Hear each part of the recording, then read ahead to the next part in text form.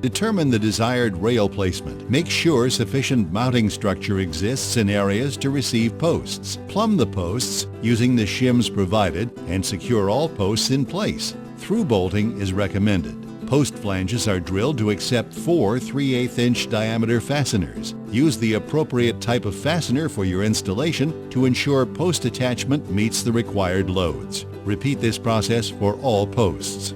Place the bottom rail across the opening, ensuring equal baluster spacing on each end. Be sure to mark each end 1/4 inch from post face to allow for bracket thickness and expansion.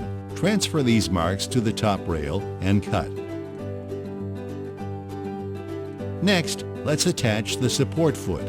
Locate and mark the center point on the unrouted underside of the bottom rail. Attach the rail support to the bottom rail using the supplied hardware. Lay the bottom lineal on a clean, non-abrasive surface. Locate the crimped balusters included in the rail kit. Place 2 of the tab balusters into the second routed hole from each end.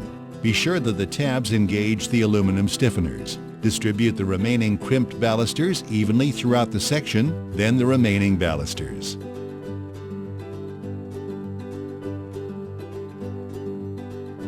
Next, connect the top lineal.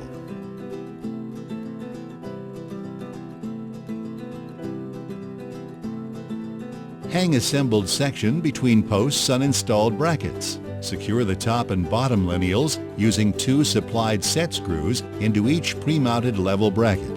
Install the bracket covers.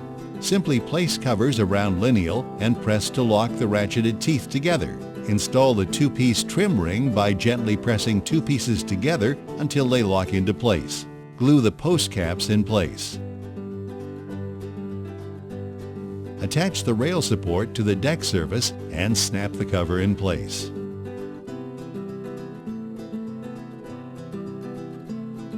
Next, let's install a stair section.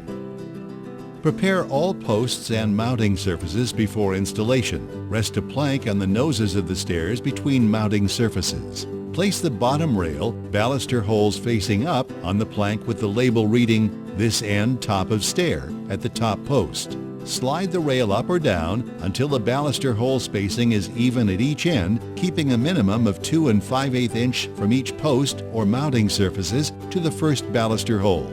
Clamp the rail to the post. Trace the post onto each rail and mark 1/8 inch short to allow for expansion. Cut the rail at these marks. Slide a bracket onto each end of the bottom rail. Position the rail in place and slide the brackets against the mounting surface. Attach to the post or mounting surface using the appropriate mounting hardware for your application. Insert a baluster without a tab into the first and last baluster holes of the installed bottom rail. Then insert these balusters into the top rail. Adjust for plumb, ensuring a minimum of 2 5/8 inches between the first baluster hole and the post or mounting surface at each end. Trace the post or mounting surface onto each rail end and mark 1/8 of an inch short to allow for expansion. The rail can now be cut at these marks. Insert a baluster into each baluster hole of the bottom rail, spacing them evenly throughout each section. Set the top rail in place by inserting the first baluster at the upper post into the corresponding baluster hole of the top rail, working toward the bottom. Slide a bracket onto each end of the top rail, pointing toward the rail ends. Attach to the mounting surface using the appropriate mounting hardware for your application.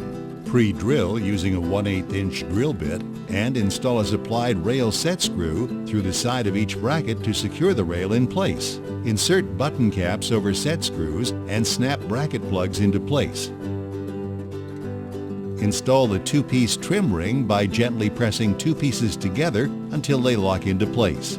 Glue the post caps in place. That's all there is to it.